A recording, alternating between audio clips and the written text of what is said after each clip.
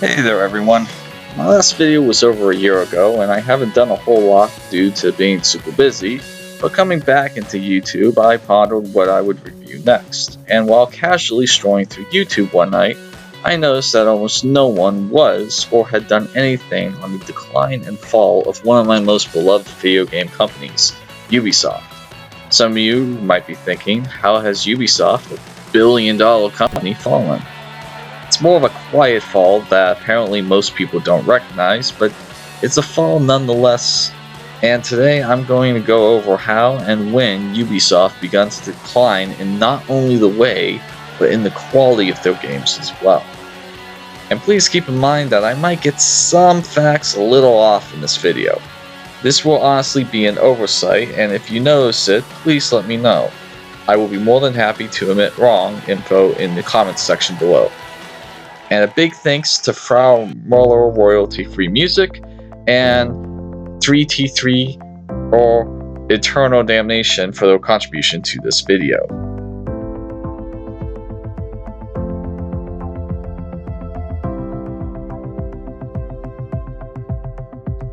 To start off, let's take a stroll back to the early days of when I first interacted with said company. My first game I played from them was the now forgotten best Batman game till Rocksteady came on the scene, Batman Vengeance. A great game with the impressive visual quality of the animated series. I then played a couple of the Splinter Cell games, had wanted to try the first Far Cry, and had dabbled around with the Peter Jackson King Kong movie tie-in video game. But it wasn't until I experienced the critically and financially failed Cold Feel that I became a fan of Ubisoft. This was a game that handled zombies realistically, looked amazing, had weapons that worked great, and felt like an open world without actually being one. It was in my mind one of the most underrated video games of all time. After that, I wanted to try out the visually impressive Assassin's Creed, and apart from historical inaccuracies ranging from tiny to horrifying and a terrible musical score, I absolutely loved it. I then was swept away with the 2008's Prince of Persia reboot, which is considered a weak chapter in the series, but to me it was a gorgeous, striking, and a lot of fun with its semi-open world and cel-shade art style. And at this point, I had just obtained a copy of Rainbow Six Vegas 2, which at this time in gaming, military shooters were kind of rare with people who had low-end PC gaming rigs. I know I was one of them at the time, and man was it a bitch keeping my rig up to date with a low income. Vegas 2 was in a lot of ways my first real military shooter, and man was it a lot of fun. Although it had an online security mess that happened at this time, I won't get into that right now. At this point, Ubisoft was a company that I wasn't a mega fan of, but I took notice if their logo was on the box. And then 2009 happened. Assassin's Creed 2 was on the horizon and everyone was hyped. Honestly, had another sequel offered as many additions and improvements like AC2 did, hell, I was just glad they got a different musical score. And then Ubisoft announced it. The holy grail of anti-piracy. The solution to ending PC piracy forever. DRM. Otherwise known as Digital Rights Management. For those of you that don't know, PC games have a tendency to get pirated and copied more often than console games. This may have something to do with the fact that a PC game can play on a device that hackers use to break in through government firewalls, a modded out PC desktop. Hackers are known to usually be gamers, and it was only a matter of time before they turned their hacking talents to the games they loved. It's because of this that secondhand gaming outlets like GameStop and even brick-and-mortar game stores don't accept PC game trade-ins.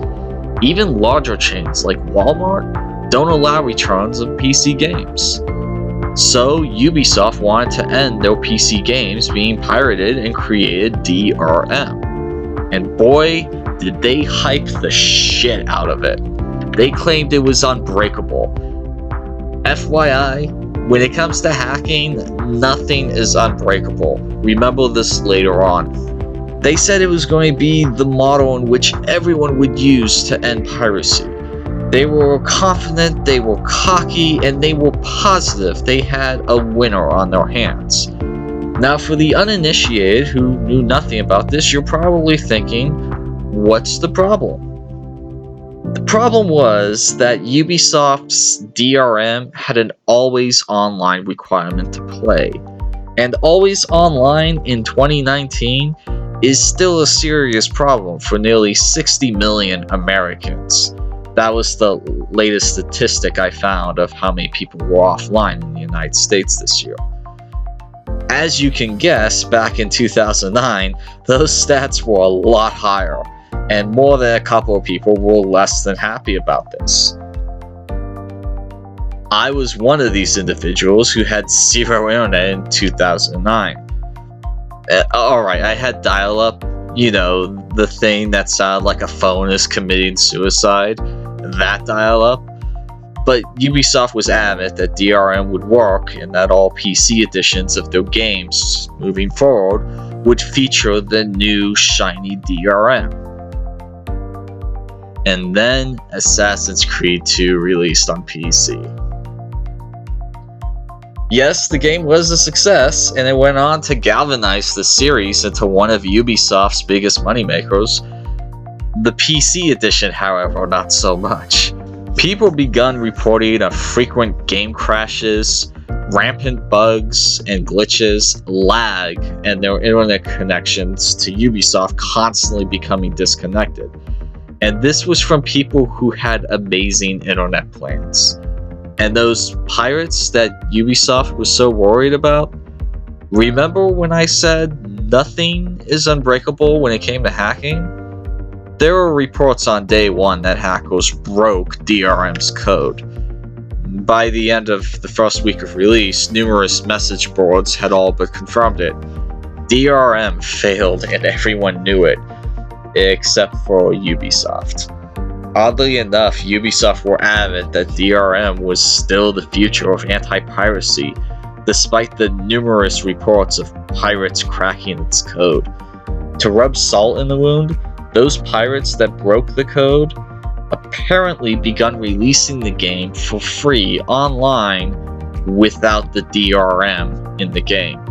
And apparently it had none of the crashes, bugs, glitches, or internet requirements of the official version. The freaking pirated version ran better than the official copy. There have even been instances of people buying the official version at the store, leaving the sealed copy on their shelf, and downloading the pirated version just to stay legal, but to not have to deal with the mess. Assassin's Creed 2 wasn't the only PC game to suffer this. At the time of this video, I could not find a complete list, but I did my best to remember the big ones. Silent Hunter 5 Battle of the Atlantic, Tom Clancy's Splinter Cell Conviction, which was a double whammy since there was no PlayStation version, meaning the only way to truly enjoy this game was on the Xbox 360. And that was a shame because it's one of my favorite 360 games of all time. Then there was Prince of Persia: The Forgotten Sands, Tom Clancy's Hawk 2. This nonsense went even into 2011 with Driver San Francisco. For the better part of 3 years, Ubisoft decided to keep their heads in the sand and not acknowledge one of the greatest blunders in the video game industry. And then finally, in 2012, Ubisoft finally announced they were ending DRM and patching all existing games with the ability to play offline. Finally. But by then, the damage was done. The reputation was tarnished, and Ubisoft was on my shit list as a gamer. I didn't really get excited if their name was on a box anymore. Good job, guys. Really good job. Good job. Thankfully, a lot of games during the 2010s to 2012 didn't come with DRM from the company. I guess there were some intelligent people within the company at the time. And the next Assassin's Creed did not have DRM. It was also a huge success, leading to the release of Revelations the following year, which I enjoyed despite some odd decisions like adding a big bomb mechanic that I never used. Then Tom Clancy's Ghost Recon Future Soldier came out in 2012 and simply put, was amazing. It improved on Advanced Warfighter, which I felt was a mess of a game. 2012, all in all, was a great year for Ubisoft with the removal of DRM. Not to mention 3 great games so far from the past couple of years, but it didn't stop there. There were another 3 games to release in 2012 alone. Far Cry 3, a game I personally liked, Marvel's Avengers Battle for Earth, and Assassin's Creed 3. Man, AC3 was pretty amazing to me. I understand it had its problems, but it was gorgeous and was probably one of the biggest in-size games Ubisoft had ever done at the time. Ubisoft seemed to be on its way back to the top, but they weren't done in 2012. At E3 that year, Ubisoft revealed Watch Dogs to the public, and damn, did it look amazing. Yes, I know the final product didn't look as good as the E3 trailer, and people didn't love the game that much, but I'm counting it as a win for them because damn it, I loved it. A fun, decent to look at vigilante simulator. Aces in my book. The following year wasn't as big, but just as important with the releases. Assassin's Creed 4 came in 2013, and it would be an understatement to say people were hyped for the pirate-themed adventure. But also, Splinter Cell was back, and possibly the best, most refined experience of any stealth game with Tom Clancy's Splinter Cell Blacklist. Easily my number 2 or 1 choice for best stealth game of all time. The following year was also a big success with one exception. We saw not 1, but 2 Assassin's Creed games with the release of Assassin's Creed Rogue and Assassin's Creed Unity. Unity got a lot of flack for countless bugs and glitches, but I liked it all the same. And then we got Far Cry 4, that let us wingsuit all over Nepal while engaging in guerrilla warfare. Ubisoft was back and better than ever. 12 amazing games, back to back, one after another. It seemed like Ubisoft learned its lesson and could do no wrong.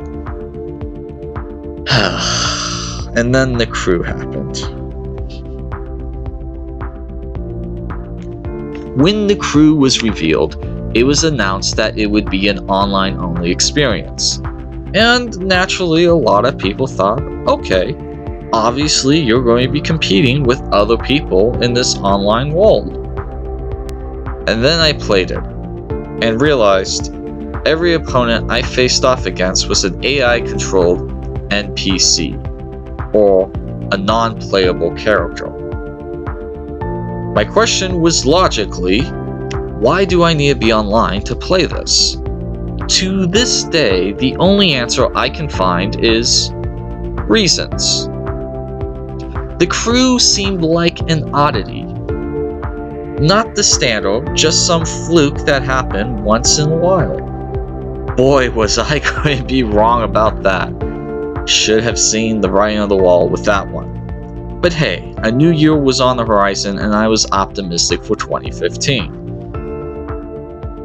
2015 saw 2 big releases, Assassin's Creed Syndicate and Tom Clancy's Rainbow Six Siege, and the announcement of Ghost Recon Wildlands at that year's E3, which made my jaw drop at the trailer and was one of the games that made me get a next-gen system. Assassin's Creed was decent enough, but Ubisoft hit us in the gut again with Rainbow Six. A series that I always enjoyed with 3 and Vegas 2 was now switching its focus to online only. There are some things you can do solo against bots, but I couldn't do it offline for reasons, I guess. But if I had to be honest, I've played the online component, and you are playing against other players. You're not shooting NPCs, so while it sucked that Rainbow Six went online only, I got it, and I was accepting of it. Don't get me wrong, I get online only games. I get Fortnite, and I get why people love it so much. The menu is a trashy mess, but I get Fortnite. I get Rainbow Six Siege. What I don't get and don't like are games that are online only and have no good reason to be online only. At this time, The Crew was the only game I knew of that did this. Boy, was I in for a shocker with the release of games like Destiny, Fallout 76, and Anthem, but those are other companies. Let's stick to Ubisoft for this video. Then came 2016, which saw the release of 2 additional good games. But the sign of the times was showing that the golden age of Ubisoft was dying. Far Cry Primal and Watch Dogs 2 both were solid games, although I preferred the more dramatic tone and less party mentality of the first Watch Dogs. But it was still a decent quality game.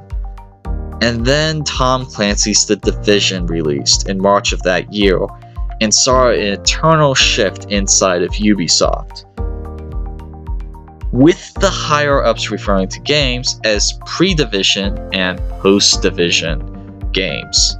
Apparently they wanted to replicate the model that The Division was built off of, and that should have terrified people. Initially, I assumed that The Division's online exclusivity was due to you going toe-to-toe with other players in a massive sandbox of New York. But when I got into the game, I realized something disturbing. I was alone, fighting against NPCs. I had to ask again, why am I online? And the only answer I could find again was reasons. And don't even get me started on the server connection problems I experienced with The Division. 2017 showed 4 big releases for the company. The new Assassin's Creed that took a break for 2 years, Tom Clancy's Ghost Recon Wildlands, Star Trek Bridge Crew, and For Honor. Star Trek Bridge Crew was a VR experience that once again forced players online to compete in a useless online requirement that had no reason to be online only. Assassin's Creed Origins seemed to have gotten fans excited about the series again and changed to a heavier RPG focus than previous entries. Ghost Recon Wildlands was an amazing experience that improved on the open world formula that was seen in a previous military sandbox game, Metal Gear Solid 5. Ghost Recon's Wildlands honestly was a huge win for Ubisoft that redeemed a lot of bad mistakes they made. And then For Honor came out and reminded me of the coming storm. The sad thing about For Honor is I don't even remember anyone saying it was going to be an online-only experience. When I got my hands on it and found all I went up against was NPCs, I had to ask that frivolous question: why do I need to be online for this game? Best I could find was, look, we've already told people. Reasons! There were 3 games that came in 2018, and I was excited about all 3 of them, because Ubisoft decided to do something that seemed to have no repercussions. They lied. In 2018, Far Cry 5, Assassin's Creed Odyssey, and The Crew 2 were set to release, and all 3 of them had me full of hope. Far Cry 5 released to amazing sales and was more of what people wanted with the series. And while some could argue AC Odyssey was a clone of Origins, it still was a massive hit. But of all of them, the one I was excited for was the release of The Crew 2. And I was excited because in a Red Bull article about the game, they were talking about the ability to play offline against bots. Now, strangely, I can no longer find this article. Interesting. June 29th was on its way, and I was excited. And then the reviews released, and the lie was revealed. The Crew 2 was online only, and you 90% of the time faced off against AI-controlled NPCs. Why? For reasons as usual. And sadly, the Crew 2 wasn't the only lie to happen. When Beyond Good and Evil 2 was announced, it was clear that developers wanted the gaming community to know what was going on and offer input so they could create the best game possible. Seems like a good idea. The tech video impressed, and the developer diaries and interviews showed developers answering questions from the fanbase. In one interview, the developers answered a standard question: will Beyond Good and Evil 2 be online only? One of the developers answered, "We want this to be as accessible as possible to all gamers as such. If you want to play online with your friends, you can. Or if you want to play alone offline, you can do that as well." This news seemed like Ubisoft was bouncing back from the blunder that was the Crew 2, and things seemed like they were looking up. Until months later, in another interview, it was revealed Beyond Good and Evil 2 will require an always online connection. It will be online only to fight against AI-controlled enemies. Why? Come on now. We don't need to talk about it anymore. We've never given you a good reason before, and we're certainly not going to give you a good reason now. Reasons. So 2019 has arrived, and honestly, an offshoot of Far Cry titled Far Cry New Dawn was the only decent thing to arrive this year. The Division 2 released only slightly improving on the past game, which in reality they did improve on the weapons greatly, so that is appreciated. But it's still an online only game where you fight mostly AI controlled NPCs. Remember, we're online for reasons. And then a sliver of light in this dark online only tunnel. There was going to be a major Ghost Recon announcement. Ghost Recon Wildlands was easily one of my favorite games of this generation. And to think a sequel was coming made me smile with glee. And then it was announced. A sequel to Wildlands called Tom Clancy's Ghost Recon Breakpoint that had a new location, deeper customization options, new enemies, and deeper stealth options. I honestly had hope, and then the immediate day after happened. Tom Clancy's Ghost Recon Breakpoint will require a constant online connection to improve players' experience. The only thing worse than not giving a reason to online only is saying it's for our benefit. What's worse is Breakpoint isn't built from the ground up. It's built off the same foundations and engine of Wildlands. You know, that game that can be played offline? If you had any question of online only requirements being a simple line of code, this is probably the best example. The only thing the developers didn't do is say, if you want Ghost Recon offline, play Wildlands. Because that worked out so well for Microsoft. E3 2019 wasn't much better. Perhaps the only good thing shown was Watch Dogs Legion, but the entire time I watched the reveal, I never once got excited because I knew this shit is probably going to be online only. One of the developers said in an interview after the reveal, Watch Dogs Legion can be played offline without an internet connection. Oh gee, anyone remember the Crew 2? Anyone remember Beyond Good and Evil 2? Honestly, I can't get excited for Watch Dogs Legion until someone actually plays it and says it can be played offline. That's how bad things have gone with Ubisoft. We can't trust them anymore. Pretty much everything else at E3 29 was pathetically bad. For Honor update, an online-only game. Rainbow Six Siege update, an online-only game. The Division 2 update, an online-only game. Rainbow Six Quarantine was announced, but that's a co-op online-only game. Oh wow, big change there, guys. You're really thinking outside the box. Tom Clancy's Ghost Recon Breakpoint info, an online-only game. Oh, and Skull and Bones was a no-show, but previously was confirmed to be online-only. Beyond Good and Evil 2, no-show, but that's also an online-only game. A new mobile game, those usually need an online connection to start, let alone play. A new TV show and movie announcement, both of which need online to experience. And to close the show, a new Kid Icarus / Assassin's Creed ripoff game called Gods and Monsters. Sorry Ubisoft, I'm not interested in that nonsense.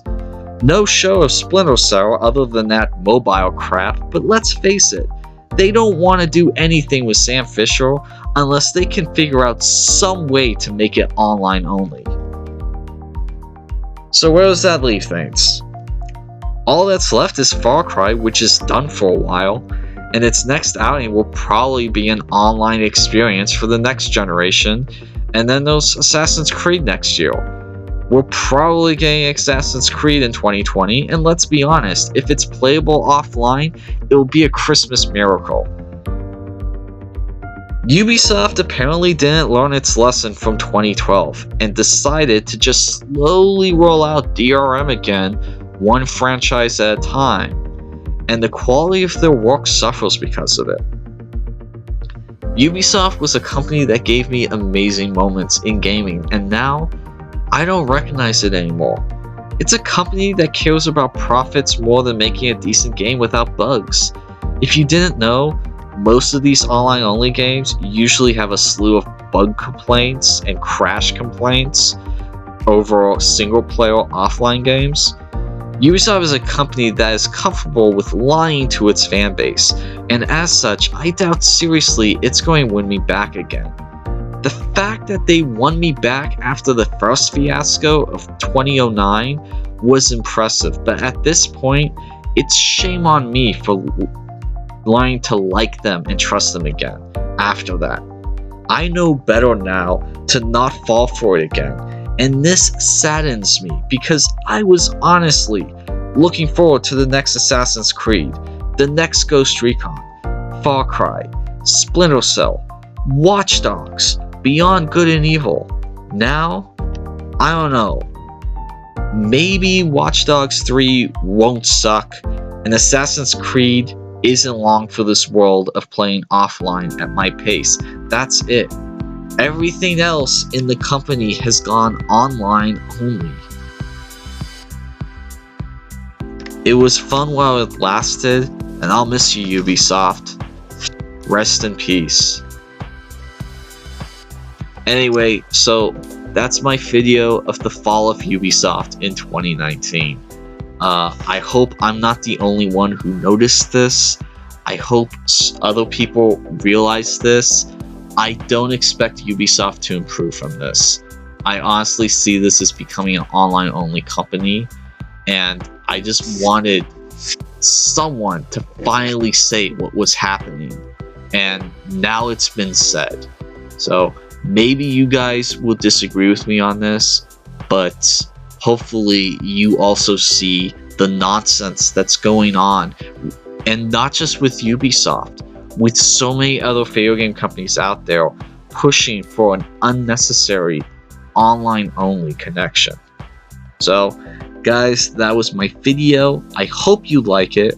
I hope it starts an interesting conversation with you in the message boards down below. And again, if you saw anything I was technically wrong about, please let me know in the messages down below. Thanks again.